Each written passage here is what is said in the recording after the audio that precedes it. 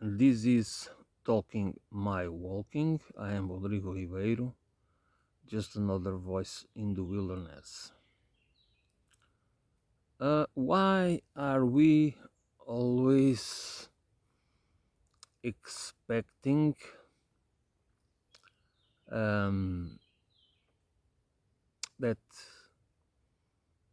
some leader, savior, authority, or in the case of a country, um, saves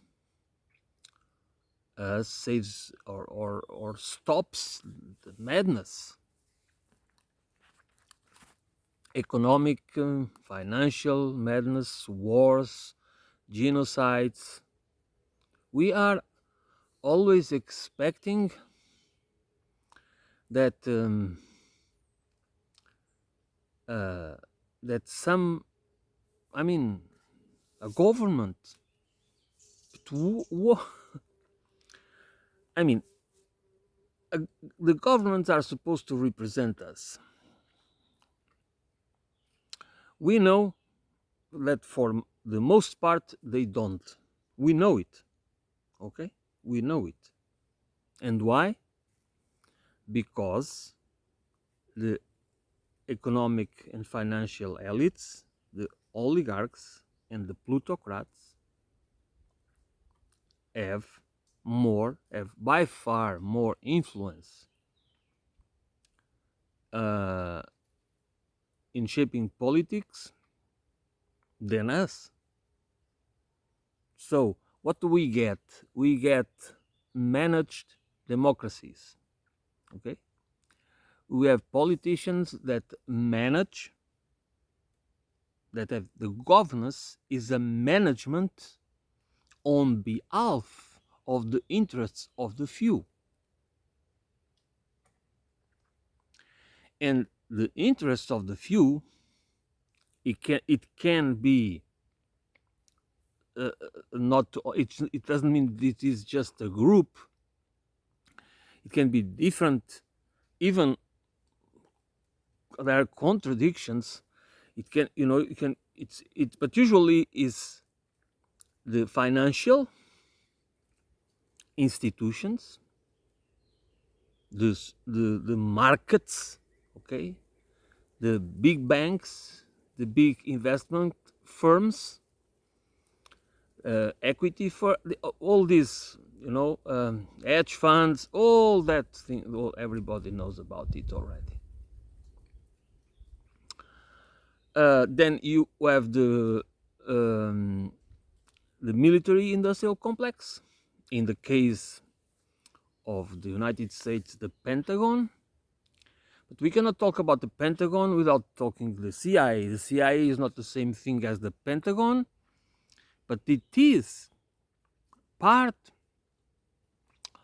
of the it is part of the web of institutions that are involved in the process of building hegemony, okay, imperialist hegemony. So the politicians became. That's why why don't people ask a simple question? Why do we have so many? I mean, at least several are becoming kind of more popular politicians that come from the infotainment industry. Like comedians, like Trump was a TV entertainer. So these entertainers become popular, or other forms of using people that are popular or have some slogans, and then they are bought and paid by the financial, the economic, the ones that are behind that the ones that profit with hegemony, with the crime world, you know, harms, human trade, sex, drugs, I know, you name it. So all these, everybody that that studies or has studied American deep politics or the so-called deep state knows all these different arms, tentacles are are part of the power that we know as an hegemon, but it has contradictions. It has factions fighting each other and for power and for influence. That is, but in the end, it doesn't matter because the objective of all of them is the same. That's why when humanity faces famines, okay, genocide, crude, which naked exploitation, enslavement, financial enslavement, the land, the expropriation of land, the expulsion of indigenous peoples from their land, their ancestral, their land, the meaning of the land, of belonging to the land. Not owning the land, it's belonging to the land with all the creatures, everything that is part of it. You don't own the land to do whatever you want. You are part of the land. You are part of the ecology. You are just one, and you behave accordingly. So, and we have been transformed. I mean, this is a long process of class war, of class conformity. Okay, this is a long process, but we have been. The thing is, we have this conformity and this fight and this the way we compare to each other in terms of which class we belong. That's why when people talk about class and divide class in a kind of that is the billionaires and us. Stop it. You never understand class war and how class works if we don't understand that the problem is in between. The problem is in between. The problem is in the divisions and subdivisions. It's in the entitlements, in the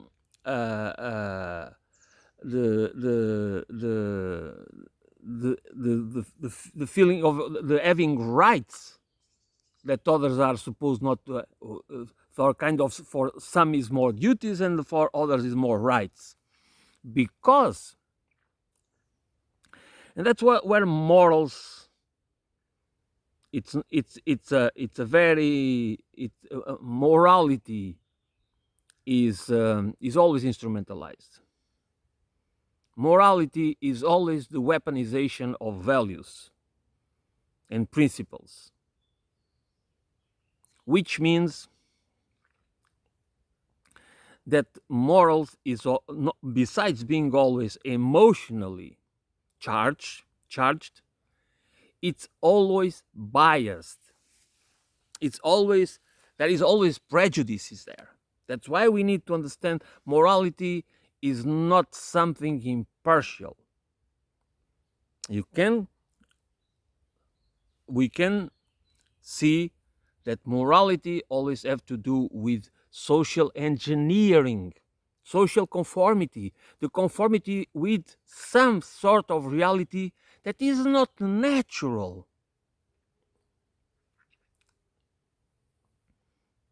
This is the about conformity, and about conformity, that this is the point of what I'm trying to talk about, is conformity for that we always rely on others. It's not an invitation to participation, to have a participatory politics or participatory economics or social culture. No, it's dependence. It's relying on others to solve the problems, because um, we believe that we don't have or the knowledge or the experience or the means or this or that to be part of the decision making process. And this mentality is not natural. It has to be, it is designed and implemented and continuously um, uh, emphasized, is part of the sociocultural environment that shapes how we perceive ourselves, that shapes our behavior, that shapes how we think. That is why it's so important to reflect on these issues. That why do we think the way we think? Why do we have the lens? Where those lenses, those perspectives, where do they come from? Are they natural? Are they part of who we are? It is a genetic inheritance. Is this way that so many people from the evolutionary psychology and evolutionary biology try to explain it in terms of biology? No, that's wrong. That's a fallacy.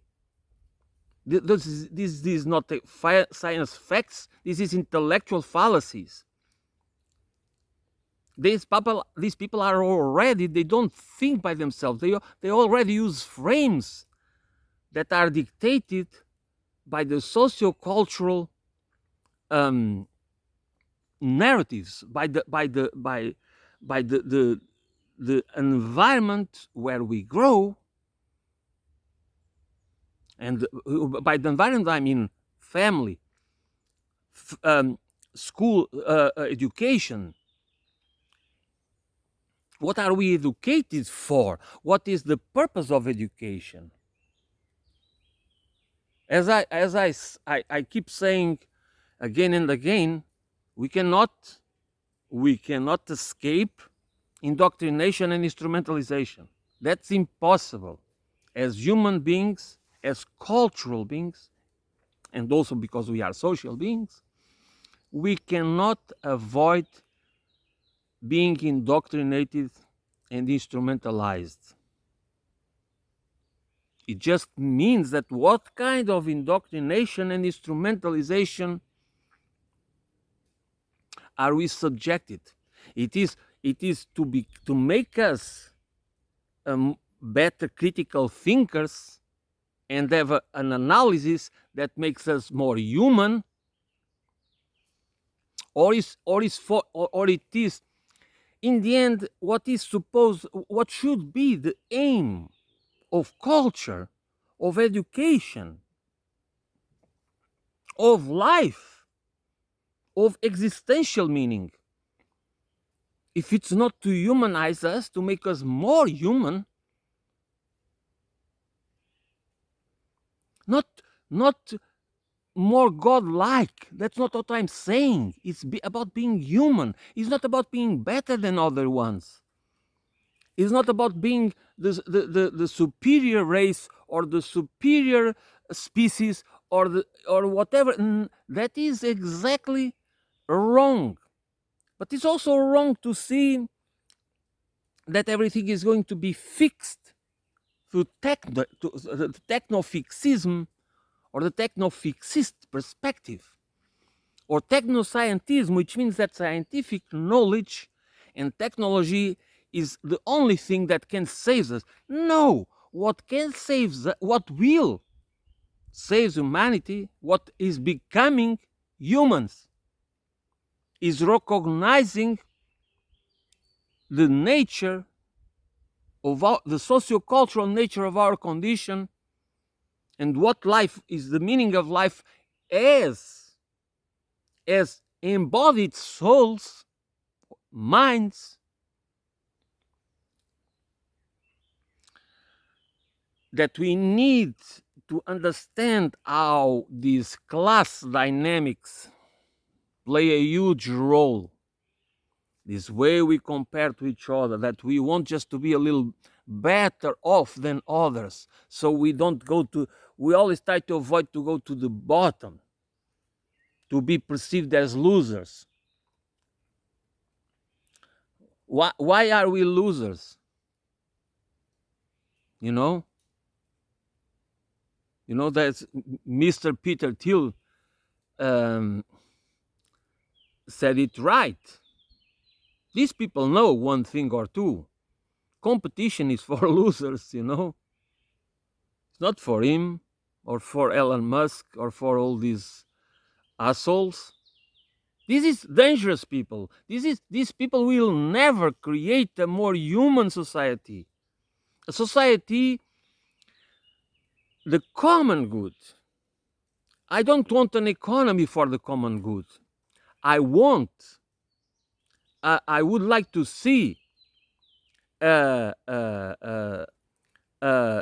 reciprocity and sufficiency economy for the collective well-being.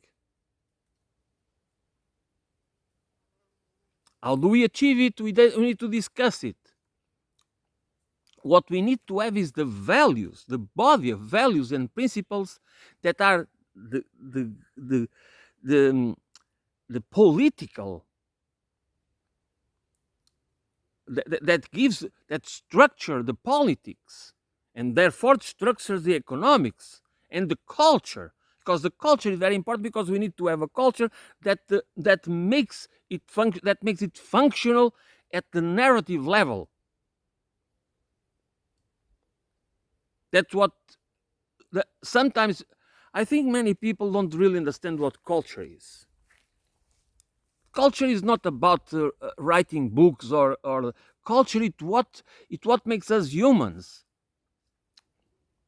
Is everything. We don't understand anything without culture, because culture is what makes us humans. So it's everything. Culture is everything.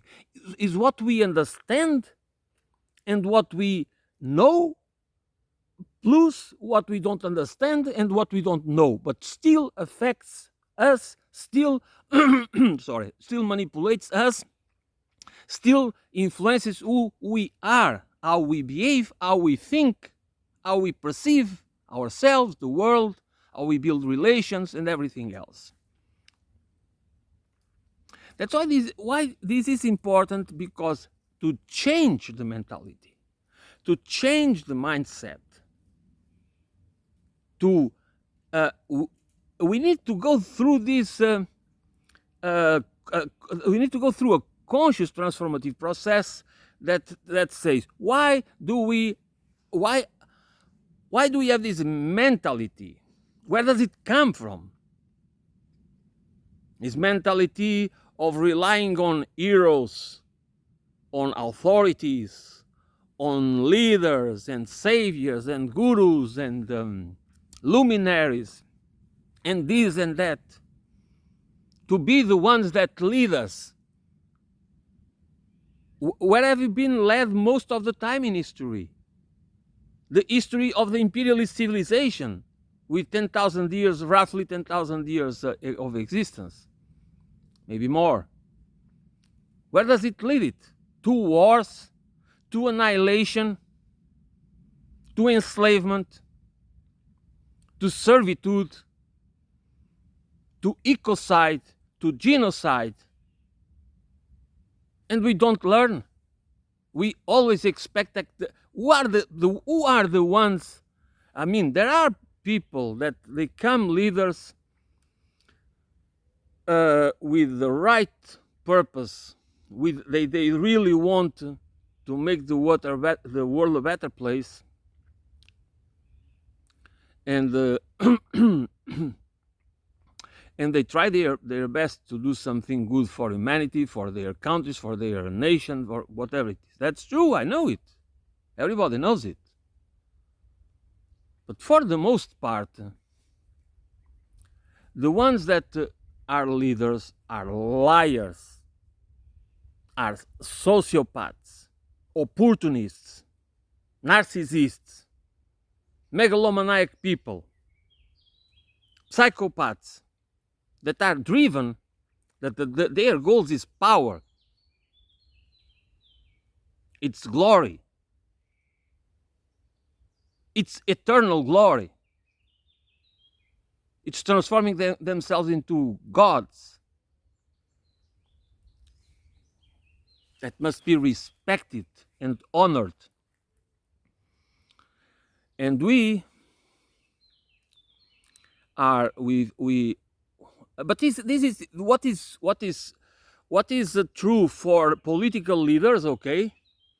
It's also for authorities, and by authorities I mean academic authorities, intellectual authorities, religious authorities,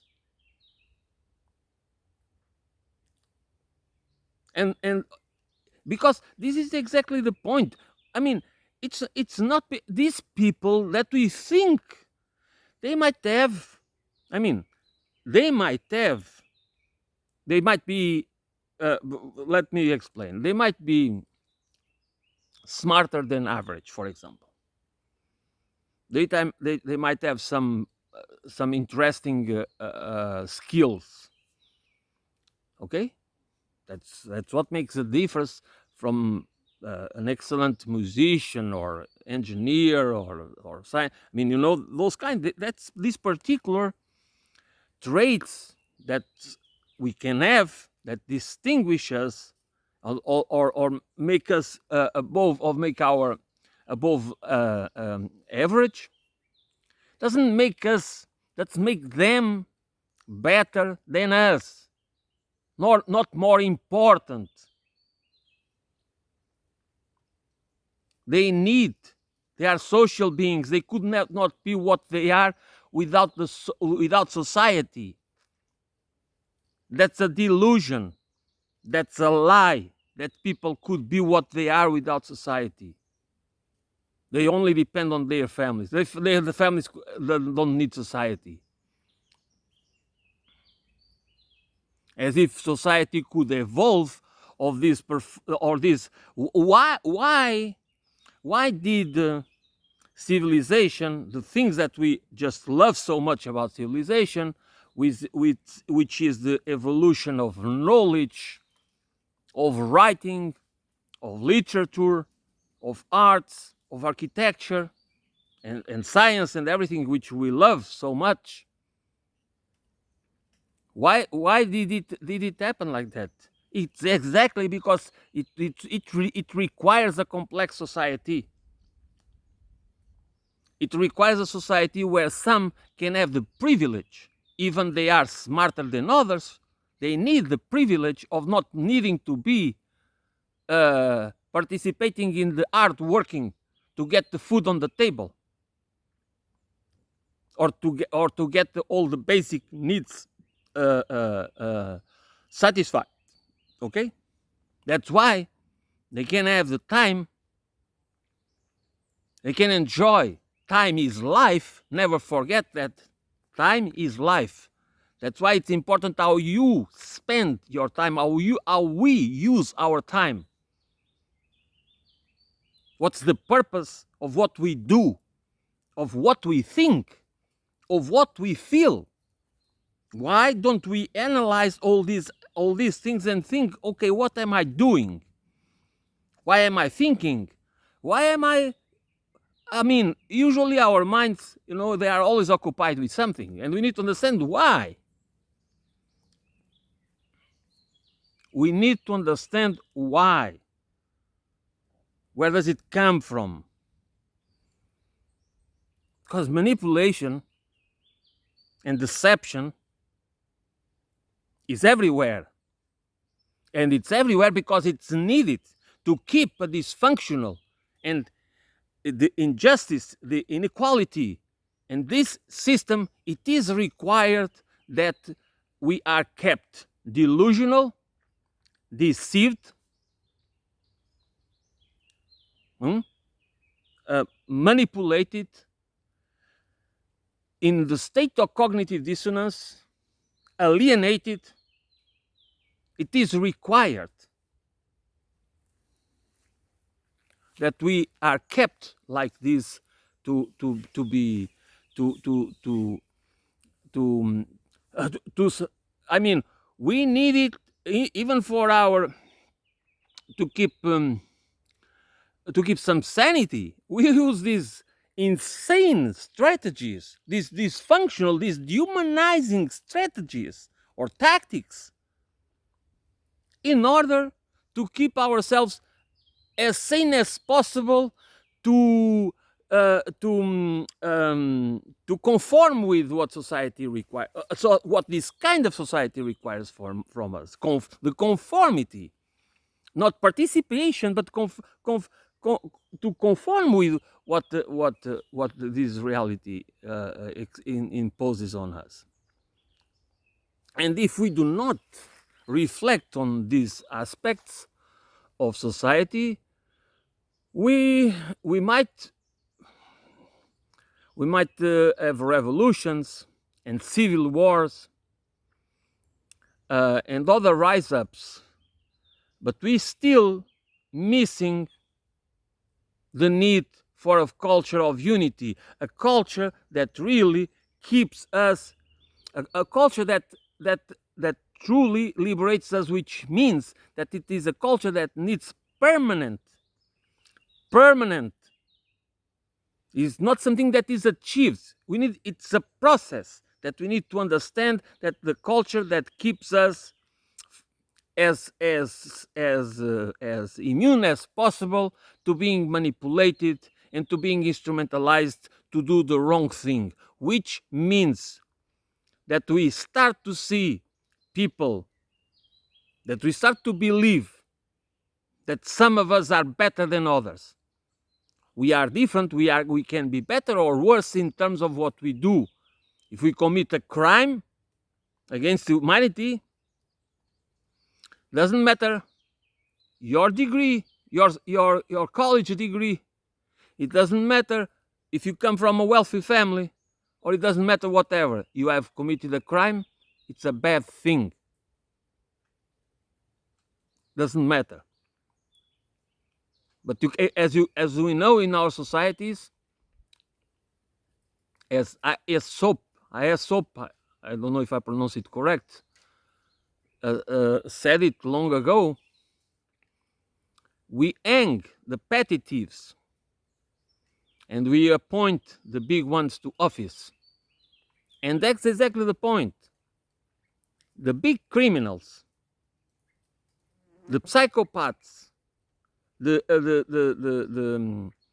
sociopaths, the opportunists, the narcissists, and all these people, that's the ones that we believe and expect and rely on to be the leaders, to be the saviors, to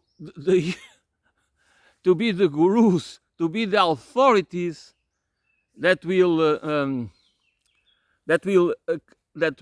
drain the swamp. Yes, that's for sure. That's what is going to happen.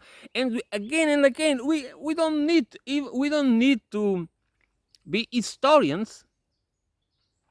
I mean, we need to know a little bit about history. This is clear. This should not be uh, um, a controversy, but somehow we cannot think about ourselves as equals, as capable of thinking, of uniting and organizing, and understanding that the freedom, the individual freedom and well-being, depends and can only be achieved properly in a humane way if it's for the common good, if it's for the collective good. If you want to expropriate others, to keep others in poverty by justifying it, again, you can have you just have, for example, meritocracy. What is meritocracy? I mean, meritocracy is just the weaponization of the principle of merit, of the idea of merit, and then you build a narrative that okay, you build, oh, this is meritocracy, you know, these people have this wealth and this property, and just besides them there is people with nothing, there is no commons, there is, everything was encircled, and we live in manufacture scarcity, an environment of manufacture scarcity, but we blame them because these people, everything they achieved in life was part of the meritocratic myth, the dogma. So, the role of class. The role of class in this is very important to understand, because as I was saying, a class, many times we see this kind of, there is the top and the bottom, but what really matters is what is in between, because it's what is in between is the division, is subdivision of class or caste that really allows the society to function, because these divisions and subdivisions from let's put it in the 10%, you have the 1% or the 0.1%, and you have the 10% of the society that is wealthy in the sense that they might work, many of them might be workers in the sense they have a salary, okay, but they really have, they own stocks and bonds, and they have assets, real assets, houses, they own houses, or they have some sort of, so these people is one class. The 1% is another class. This 10%, usually many of them are part of the managerial, the professional managerial class. Many, not only, but many of them, or entrepreneurs, investors, and things like that. You have the 1% that is kind of business people, okay, from whatever, from big corporations, banks, investment firms, all this, that. And then you have the top, the 0.1%, who are in our era is the billionaires, the oligarchs and plutocrats. But between the other 90% of the population, you can we say that in many countries 40 or 50% of the population, it depends, but let's, in the 40 or 50% of the 20% of the population, usually between 10 and 20% of the population even in the rich countries, are poor, which means they might own nothing, assets, they might have debt. If they have a house, they probably have a mortgage, which means they just have enough to survive. Day after day, week after week, month after month, year after year. Okay? This is at least 20% of the population, and there are those even lower than that. To the um, the destitute, the ones that do not have even enough to survive. And then you have all these, you see this 70% of the population which has many divisions, professional divisions, professional interests, private interests, family interests. There's so many divisions, small and medium enterprises, self-employed people, all kinds of things that everybody thinks that's better than the other one and wants to be. And everybody, or most of the people, only think about going up. I mean, to climb the socio-economic ladder. Okay? That's what people think. Moving for a better neighborhood, buying a second house or a second car, or going into vacations to better places, or having the possibility to send their kids to the Ivy League institutions, universities. And this makes that people do not think or feel that they are part of this 70% of the population. They are in their niche, socio-professional niche, career niche, ideological and political niche, cultural niche, and this and that. That's this compartmentalization and this class identity that is class identity. It is not exactly class identity. It is more like an identity that they know it's class, because people know the more you go up, the more you understand class. Unfortunately, is the many that sometimes don't understand class, don't understand the class dynamics and class power and class struggle, and don't see that this is one of the strategies to keep us divided, to keep us focused on just our interests, to keep us focused on how can we do a little better than others, sometimes for stupid reasons. And that's why we want to conform. That's why we even deny ourselves the right to think properly and sanely and have a political stand and unite and organize to fight against the inequalities and the genocide and the fascistic, like it's happening in South America, that we see the imposition of fascists, of this of the comprador class, imperialist comprador class, and nobody does anything. We don't have an internationalist movement. We don't have any kind of organization. Why don't we ask why?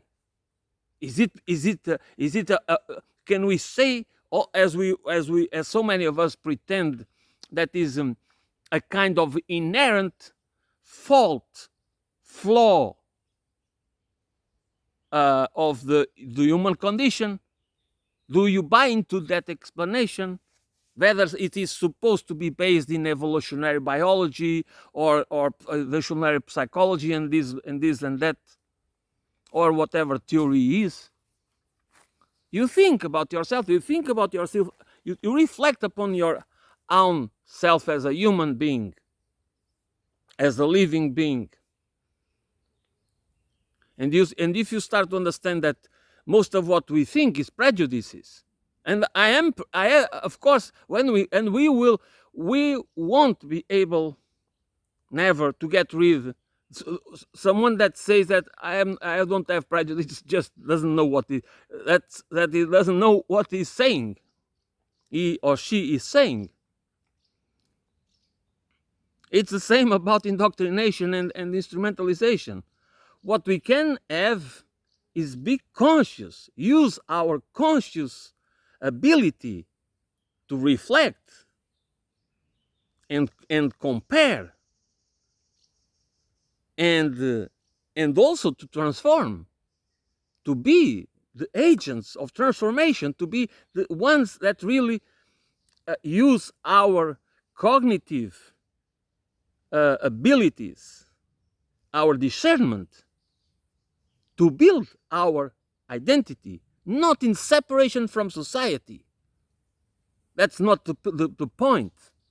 Is to understand that you want to be as less manipulated as possible.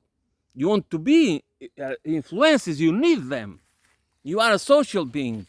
You are a sociocultural being that you cannot be anything if you don't that you don't learn from society.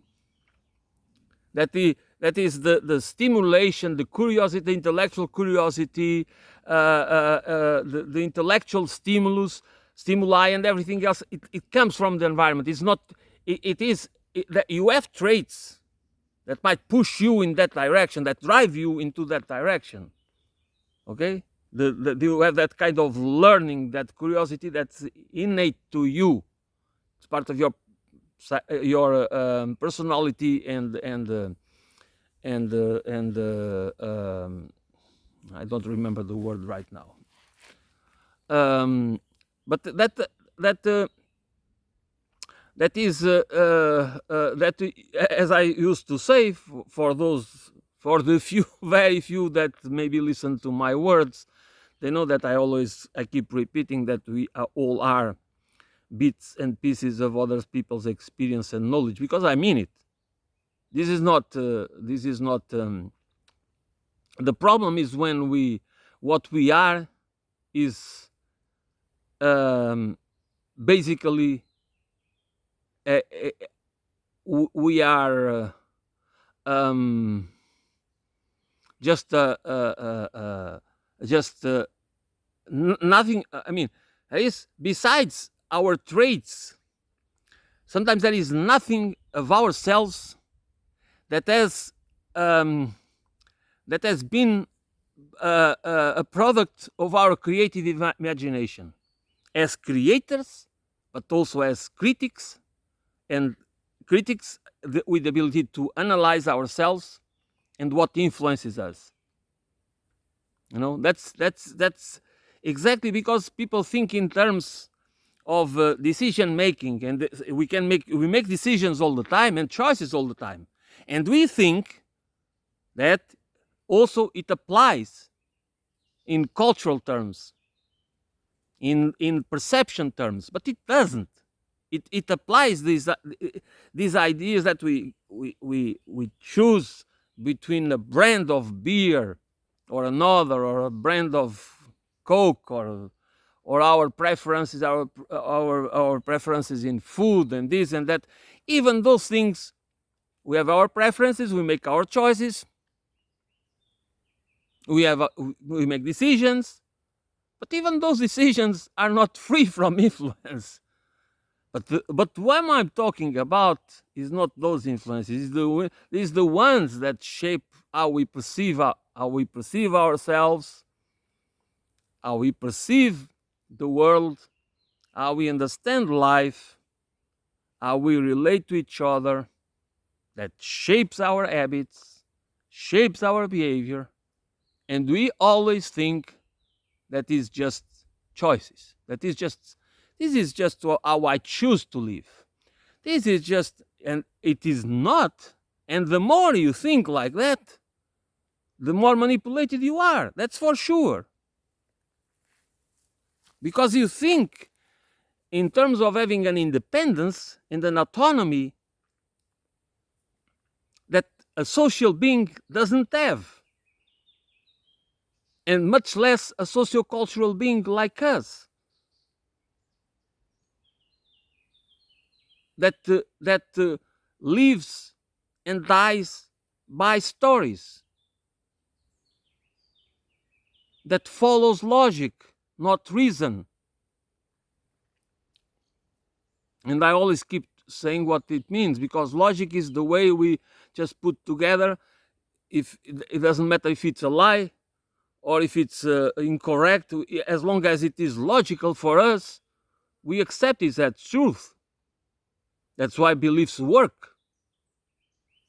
Beliefs work because to us it seems logical. So we confuse logic with reason, with reflection, with analysis, with facts. So this is, I don't even know what to talk about. Besides this analysis, I would not know what am I supposed to talk about at this point in my life. What should I talk about? If I don't focus myself in talking about what a human being, about life as a human being and what it means to be a human being, and to understand my own transformation and how important it is to have a to go through a conscious transformative process in which you are at the driving seat, not by denying the influences, but by trying to understand them, by trying to understand all the deceptions, all these the weapons of mass deception and mass distraction that are present, that are ubiquitous and omnipresent wherever we go. Even I'm here in this little patch, this little wood. It's in the woods, but I bring civilization with me. It's there. I cannot escape it, because when people say that, they go, hey, you go and live outside. If you don't want to have nothing to do with society, if it's so bad, you go and live in the middle of the woods. As if you go to the middle of the woods and you just empty your mind. You can go and engage in an MK Ultra program to erase your to make your mind wipe clean, to wipe your mind clean. That's why sometimes I don't even know what to say, because you go to social media.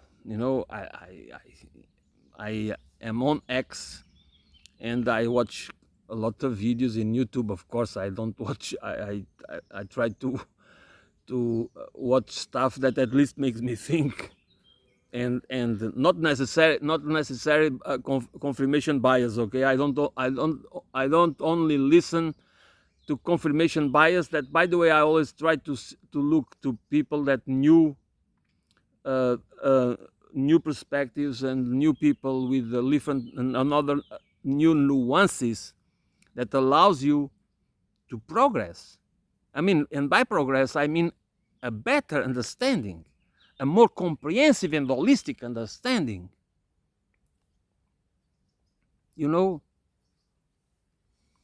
So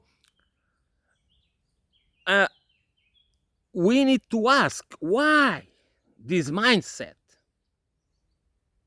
that we don't think about agency. We don't really think about how could we build agency, political, cultural, social, as individuals, but as individuals that have the conscience that we cannot do anything at the individual level. We should not think that it is normal to delegate our responsibility in representatives, and then you call them, oh, you should do this, you need to do that, you are not doing what you promised. Then you get politicians in power that they do not even respect the document, the promises. So they just disrespect us, the bond of trust. If you go and vote to somebody, to elect somebody to be your representative, there is a bond of trust, and if the person that is elected with your help just have been lying, and this is normalized and accepted as part of the so-called liberal democracies, which are managed democracies. I mean, what's wrong with us? That's why we need to ask ourselves, why do we keep engaging in this? I mean, why do we keep why this mindset keeps being dominant? Then you can say that it's our fault, is just a flaw of the sociocultural of the species, the human condition.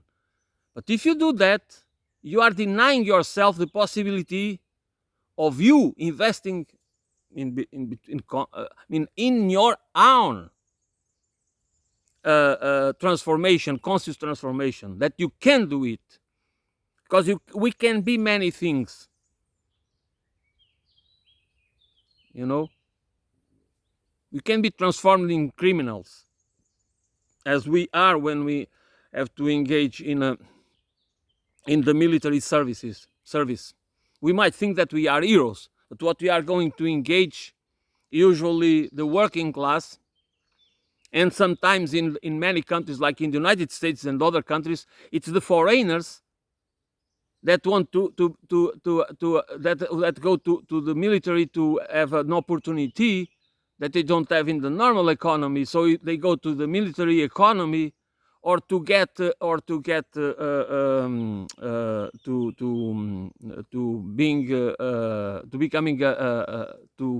the citizenry, that are going to do the crimes, the murder. To become a soldier is to become a licensed murderer. I mean, there are reasons for wars and to defend your country. Don't get me wrong. That's not what I'm saying. But in the end, it's working class killing working class for the most part, and sometimes even the lower classes. So it's always about class war in this sense. And we don't defy this paradigm. Instead, we prefer to deny that we could do something, but because there is this innate deficiency, this flaw in the human condition, that's why we don't unite, that's why we don't organize. No, that's a lie, that's wrong, and this is part of learned helplessness. It is a process of learned helplessness. That's what it is.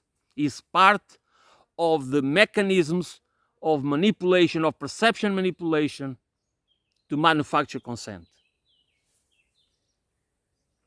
That's what it is. Okay, that it's enough for today. Thanks for listening. I will be back soon.